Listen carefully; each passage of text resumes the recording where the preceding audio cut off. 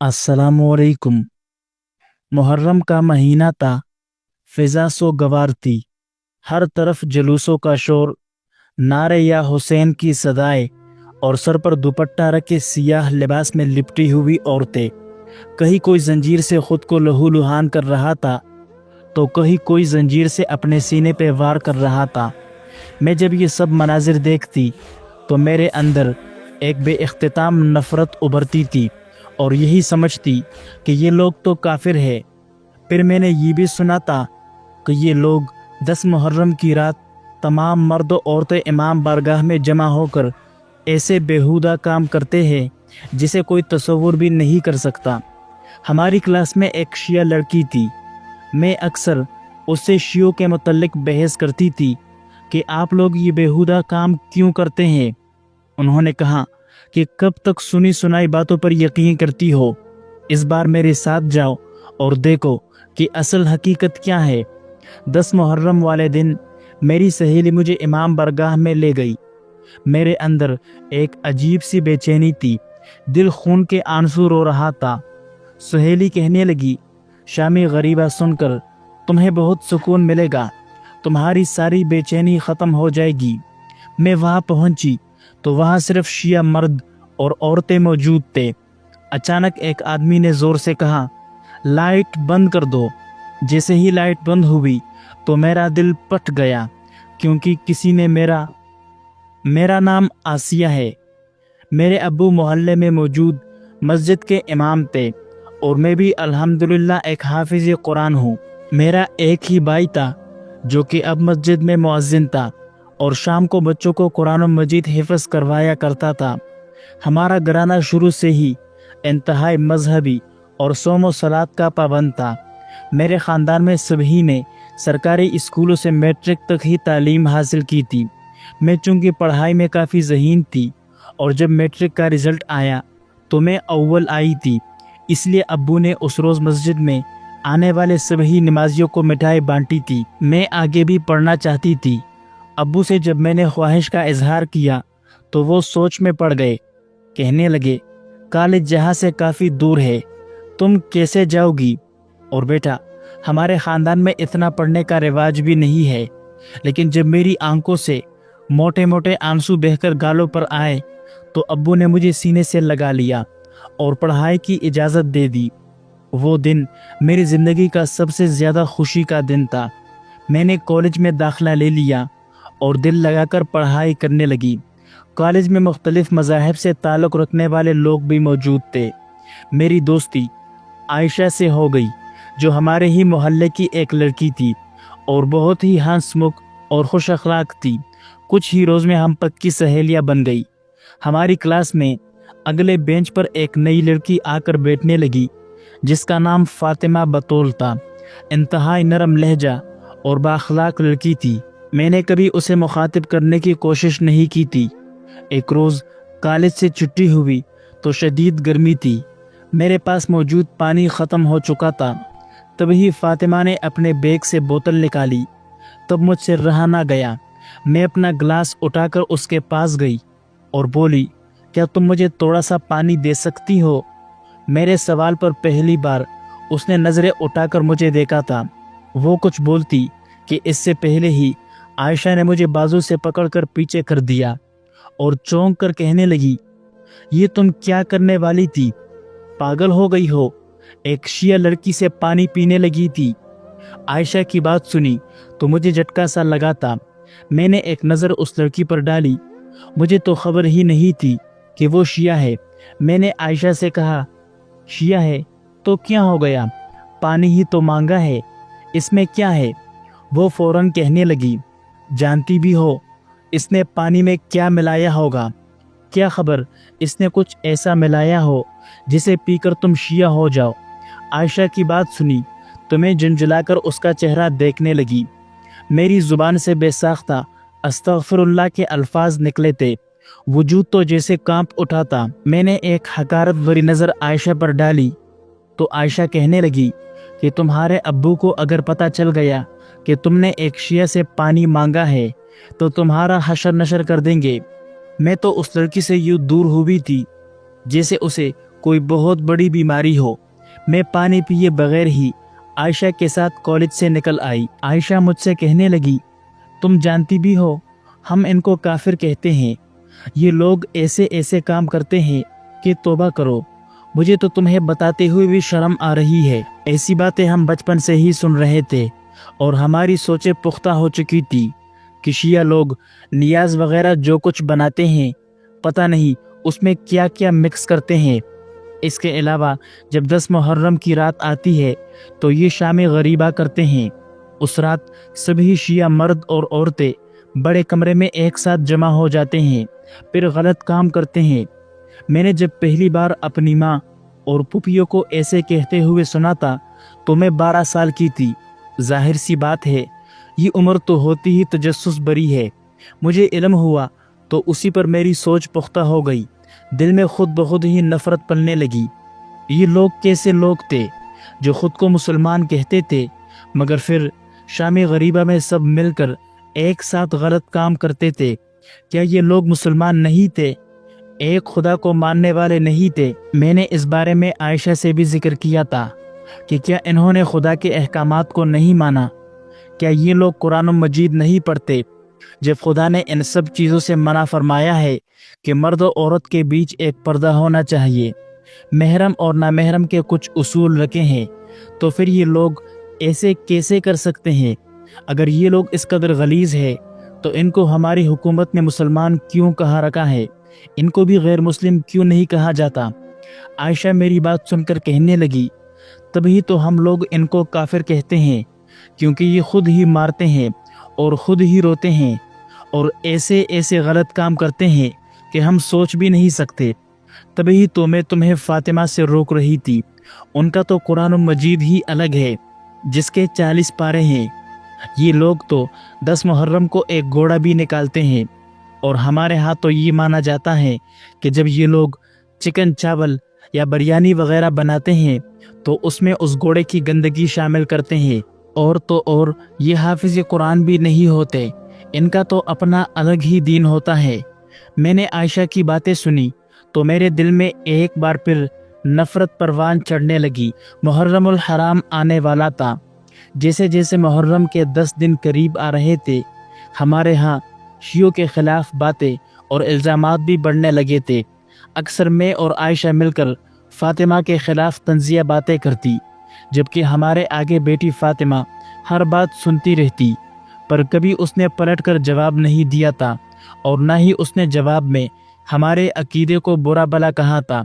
एक बार तो आयशा कहने लगी, देखा सच्ची होती तो ज़रूर पलटकर जवाब देती, मगर इसके पास तो कोई जवाब है ही नहीं।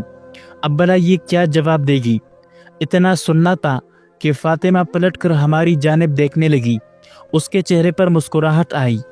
वो कहने लगी कि हमारे प्यारे नबी हज़रत मोहम्मद सल्लल्लाहु अलैहि वसल्लम ने फरमाया है कि एक आदमी के झूठा होने के लिए यही दलील काफ़ी है कि वो एक बात को सुने और बग़ैर तस्दीक किए उसको आगे फैलाना शुरू कर दे। फातिमा के मुंह से ये सुनना था कि मैं हैरान रह गई। आखिर इसका मतलब क्या था? ये फरमान रसूलुल्लाह सल्लल्लाहु अलैहि वसल्लम का था, जिसमें वो फरमा रहे थे कि वो शख्स झूठा होता है जो एक बात सुने और बग़ैर तस्दीक के आगे पहुंचाना शुरू कर दे। क्या ये सारी बातें तस्दीक शुदा नहीं थी? दिमाग में एक नई सोच ने जन्म लिया था। मुहर्रमुल हराम के दिन शुरू हो चुके थे। घर में आकर कुछ पूछती तो अब्बू डांट कर चुप करवा देते और कहते कि तुम इन बातों में दखल मत दो, ये लोग गुमराह है और दूसरों को भी गुमराह करते रहते हैं। इनके पास न जाने कैसा जादू है कि जो शख्स भी इनके साथ रहे या इनकी बनाई हुई जगहों पर जाए तो अपना अकीदा बदल देता है। मैं तो अब्बू से बहुत ही खौफ खाती थी। कुछ दिन गुजरने लगे लेकिन मेरे दिल से ये बात निकल ही नहीं रही थी। इसलिए न जाने क्यों मुझे लगा कि मुझे फातिमा से बात करनी चाहिए, उसके अकीदे को जानना चाहिए, क्योंकि रसूलुल्लाह सल्लल्लाहु अलैहि वसल्लम का फरमान मुझे कई रोज़ से बेचैन किए हुए था कि बिला तस्दीक किसी पर कोई बात नहीं बांधनी चाहिए। एक रोज़ आयशा छुट्टी पर थी तो मैं फातिमा से कहने लगी, क्या तुमने कुरान मजीद नहीं पढ़ा? मेरी बात सुनकर उसने चुपचाप मेरी जानिब देखा اور کہنے لگی، کیوں ہم مسلمان نہیں ہیں کیا؟ میری عمر اس وقت 5 سال تھی جب میں نے پہلی مرتبہ قرآن مجید ختم کیا تھا۔ میں نے جب فاطمہ کی بات سنی تو غور سے اسے دیکھنے لگی۔ میں بولی، میں نے تو سنا تھا کہ تم لوگوں کا قرآن تو 40 پاروں کا ہوتا ہے۔ میری بات سن کر وہ کہنے لگی، ہمارے پیارے نبی صلی اللہ علیہ وسلم پر جو قرآن مجید نازل ہوا تھا اسے 3 حصوں میں بانٹا گیا ہے اور ہر حصے کو پارہ کہا جاتا ہے۔ اس کی بات سن کر میرا تجسس مزید بڑھتا جا رہا تھا۔ میں نے کہا، تم کیا ایک خدا کو مانتی ہو؟ وہ سب کچھ بتانے لگی۔ ہاں، ہم ایک خدا کو ہی مانتے ہیں، اس کے 1,24,000 انبیاء پر ایمان رکھتے ہیں اور یہ عقیدہ رکھتے ہیں کہ جو بھی خدا کے ساتھ کسی کو شریک کرے یا اس کے دین میں رد و بدل کرے وہ انسان کافر ہو جاتا ہے۔ میں فاطمہ کی جانب مائل ہونے ہی لگی تھی مگر ایک دم سے ابو کی بات ذہن میں آئی کہ شیعہ تو جادوگر ہوتے ہیں، اپنی باتوں میں پھنسا لیتے ہیں اور سامنے والا دیکھتا رہ جاتا ہے، مگر مجھے تو فاطمہ کہیں سے بھی کوئی جادوگر نہیں لگ رہی تھی۔ اس کے باوجود میرے ذہن میں کئی سوالات تھے جن کا وہ میرے ہر سوال کا انتہائی نرمی سے جواب دے رہی تھی۔ آخر میں اس سے پوچھ بیٹھی، یہ شامی غریبہ کیا ہے اور تم لوگ وہاں کیا کرتے ہو؟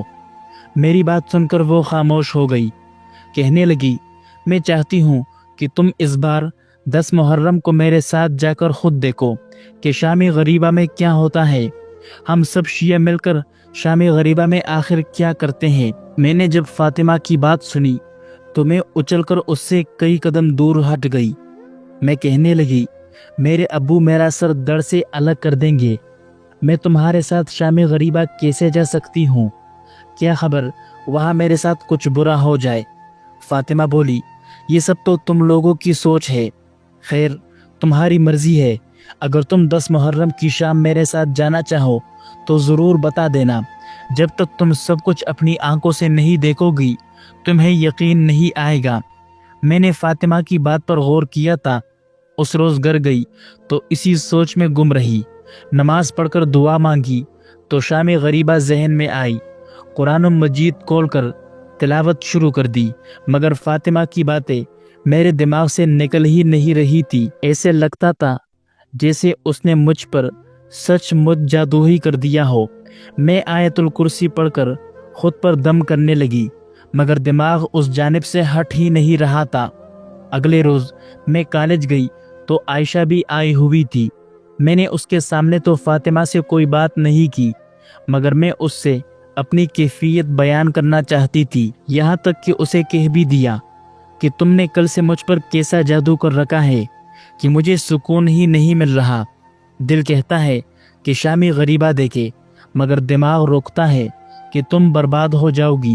فاطمہ نے مجھے اپنے پاس بٹھا لیا، ہم کینٹین میں تھے، اس نے مجھے قریب بٹھا کر نواز رسول صلی اللہ علیہ وسلم کے بچپن کے واقعات بتانا شروع کر دیے۔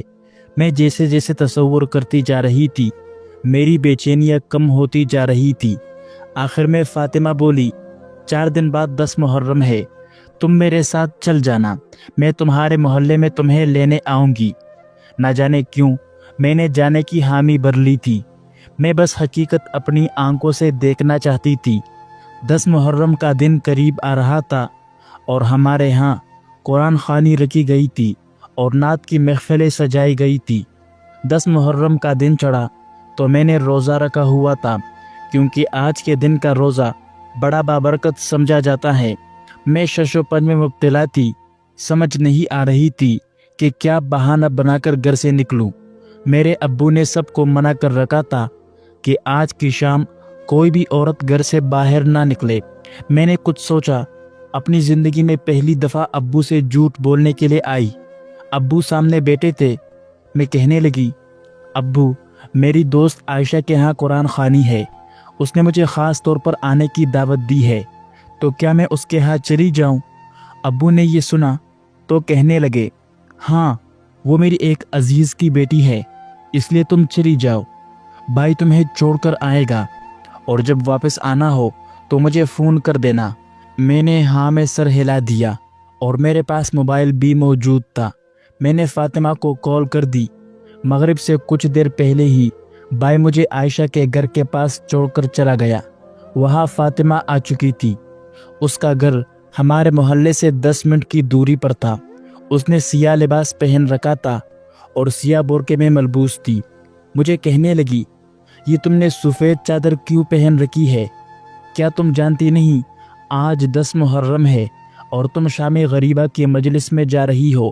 یہ لو، میں تمہارے لیے کالی چادر لے کر آئی ہوں۔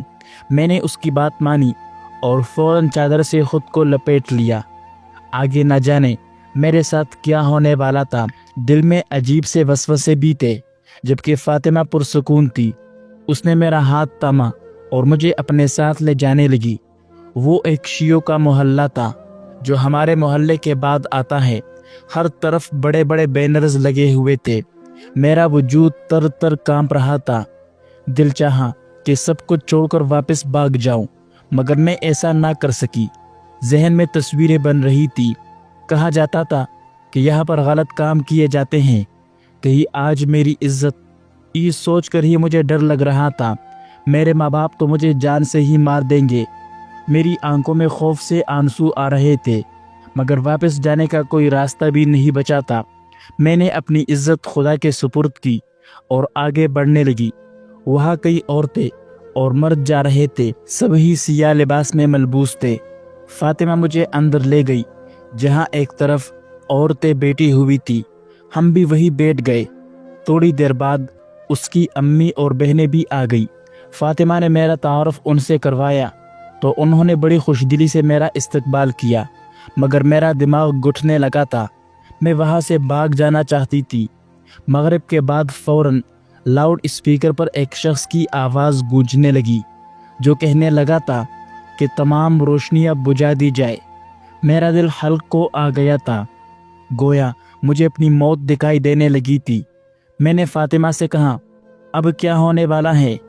ذہن میں تصور آیا کہ اب مرد بھوکے بیڑیوں کی مانند عورتوں کی طرف بڑھیں گے، مگر جیسے ہی اندھیرا ہوا تو ایک مرد لاؤڈ اسپیکر پر واقعہ کربلا سنانے لگا۔ آج کی یہ رات شام غریبہ ہے۔ یہ وہ رات ہے کہ جب رسول خدا صلی اللہ علیہ وسلم کا نواسا، جگر گوش رسول، جنت کا سردار امام حسین ابن علی بے گور و گفن تن تنہا کربلا کی جلتی ہوئی ریت پر شہید کر دیے گئے تھے۔ فضا خاموش تھی، کمرہ اندھیرے میں ڈوبا ہوا، ہر دل دھڑک رہا تھا۔ آواز جاری تھی، وہ حسین جس کے لیے نبی نے فرمایا تھا، حسین منی و انا من الحسین، وہ حسین جس نے دین محمدی کی بقا کے لیے اپنا سب کچھ قربان کر دیا۔ شہادت کے بعد جب سجدے کی حالت میں ذوالجناح سے نیچے اترے، جب کوئی مدد کو نہ آیا تو شمر جیسے درندے نے آگے بڑھ کر وہ ظلم کیا جس سے زمین ترا گئی، آسمان لرز اٹھا، حسین کا سر تن سے جدا کر دیا گیا۔ کئی خواتین کی سسکیاں گونجنے لگی، مگر آواز جاری رہی۔ لاش تن تنہا پڑی تھی۔ میدان کربلا میں ایک بدن 33 زخم تیر کے، 34 زخم نیزے کے اور جس پر 100 سے زیادہ زخم تلوار کے لگ چکے تھے۔ لباس تار تار، جسم سے خون کا دریا بہہ چکا تھا، مگر ظلم یہی نہیں رکا۔ شمر نے لشکر کو حکم دیا کہ اس کے جسم پر گھوڑے دوڑاؤ، اور یزیدی سپاہیوں نے ایسا ہی کیا۔ پہاڑ جیسے دل والے اس وقت بھی نہ کانپے جب جنت کے سردار کے جسم اطہر کو گھوڑوں کی ٹاپوں تلے رون دیا گیا۔ چھاتی پس گئی، پسلیاں چور ہو گئی، چہرے کی شکل مسخ ہو گئی جب رسول اللہ صلی اللہ علیہ وسلم کے نواسے کو شہید کر دیا گیا تو ایک بھی مرد باقی نہیں بچا سوائے امام حسین کے بڑے بیٹے جو اس وقت بیمار تھے۔ امام زین العابدین کے علاوہ سب شہید کر دیے گئے۔ یہ وہی حسین تھے جن کے لیے آسمان نے سورج کو روک دیا تھا، اور آج زمین خود کو لعنتی محسوس کر رہی تھی کہ اس پر اتنا ظلم کیوں ہوا۔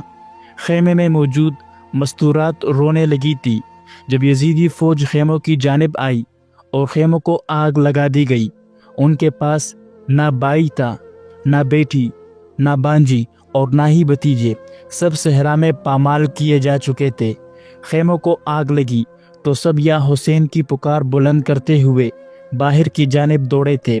ایک خیمے میں امام حسین علیہ السلام کے بڑے بیٹے موجود تھے۔ سیدہ زینب نے جب اپنے بھتیجے کا خیمہ جلتا ہوا دیکھا تو بیمار بھتیجے کو کندھوں پر اٹھا کر باہر آئی تاکہ بھائی کی آخری نشانی کو بچا سکے۔ کئی مستورات اور بچے اس باغ دوڑ اور آگ میں جل گئے تھے۔ 4 سالہ بیٹی بی بی سکینہ جن کے برقعے میں آگ لگ چکی تھی، وہ اپنے بابا کا نام لے کر روتی ہوئی مدد کو پکار رہی تھی۔ خیموں کا سیاہ دھواں اور اندھیرا پھیل چکا تھا۔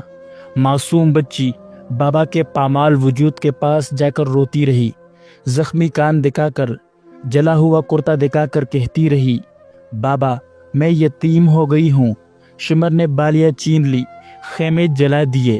پھر کچھ وفاداروں نے آ کر خاموشی سے قبر کو دی اور حسین علیہ السلام کو دفن کیا، مگر تب تک سجاد علیہ السلام زنجیروں میں جکڑے، بیبیاں بے چادری میں، بچے یتیم ہو چکے تھے۔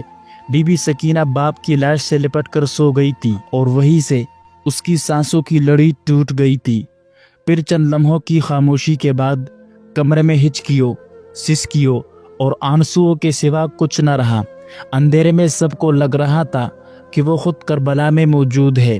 آسیہ کا دل جیسے دہک رہا تھا اور فاطمہ کے پہلو میں وہ کانپ رہی تھی، جیسے برسوں کی سچائی اس لمحے اس پر آشکار ہو رہی ہو۔ اس منظر کو شام غریبہ یعنی غریبوں کی شام کہا جاتا ہے، اور 10 محرم کی یہ شام جب منظر کشی کے طور پر بیان کی جاتی ہے تو روشنیاں بجھا دی جاتی ہے تاکہ سننے والوں کا ذہن اس پل کربلا کے منظر سے جڑ جائے۔ جب میں نے یہ سب سنا تو میرا وجود کانپ رہا تھا، میری آنکھوں سے آنسو رکنے کا نام ہی نہیں لے رہے تھے۔ میں سسک سسک کر رو رہی تھی۔ میں نواز رسول صلی اللہ علیہ وسلم پر ڈھائے گئے مظالم سن کر برداشت نہ کر سکی۔ دل سے بے ساختہ کروڑوں بار درود و سلام ان کی ذات کے لیے نکلے۔ 30 منٹ تک اندھیرا رہا، پھر روشنی ہو گئی۔ سبھی عورتیں رو رہی تھی۔ وہاں مرد و خواتین کے بیٹھنے کا الگ الگ انتظام کیا گیا تھا۔ شام غریبہ کی مجلس ختم ہوئی تو کئی حقائق مجھ پر آشکار ہوئے۔ میں خود کو پرسکون محسوس کر رہی تھی۔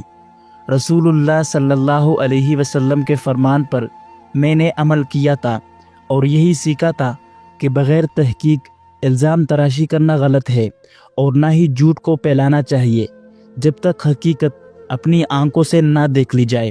واپسی پر میں نے راستے میں فاطمہ سے کہا، فاطمہ کیا یہ سب کچھ ہر سال ہوتا ہے؟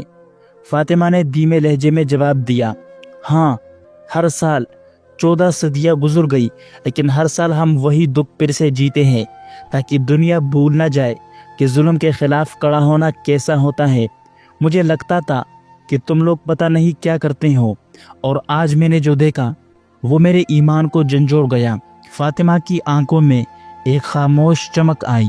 تمہارے دل میں سچائی کو قبول کرنے کی جگہ تھی آسیہ، ورنہ اندھوں کے سامنے چراغ بھی بے نور ہوتا ہے۔ آسیہ نے گردن جھکا لی اور سرگوشی میں بولی، مجھے معاف کرنا، میں نے تمہارے بارے میں، تمہارے مذہب کے بارے میں نہ جانے کیا کیا سوچا تھا۔ فاطمہ کے لبوں پر ہلکی سی مسکراہٹ آئی۔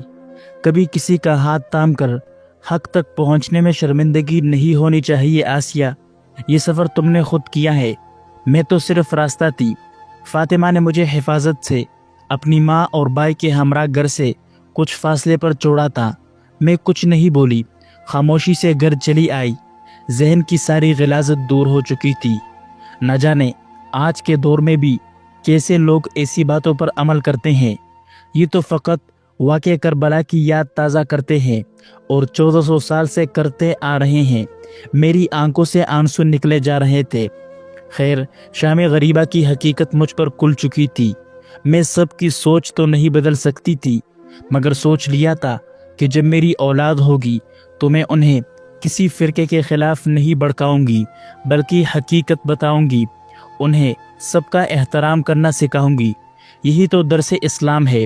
حقیقت چھپتی نہیں، حق دبایا نہیں جا سکتا۔ مکہ کے کافر لوگ نعوذ باللہ رسول اللہ صلی اللہ علیہ وسلم پر الزام لگاتے تھے کہ یہ جادوگر ہے، جو بھی ان کے پاس جائے مسلمان ہو جاتا ہے۔ در حقیقت وہ انسان حقیقت سے آگاہ ہو جاتا تھا، اس لیے مسلمان ہو جاتا تھا۔ میں نے اپنا عقیدہ نہیں بدلا تھا، بس اپنی سوچ بدلی تھی۔ مگر اس محرم کے بعد ہر محرم میں اپنا زیادہ تر وقت دینی کتب سے واقعہ کربلا پڑھنے اور حضرت محمد صلی اللہ علیہ وسلم اور آل محمد کی زندگیوں کو پڑھنے میں صرف کرنے لگی تھی۔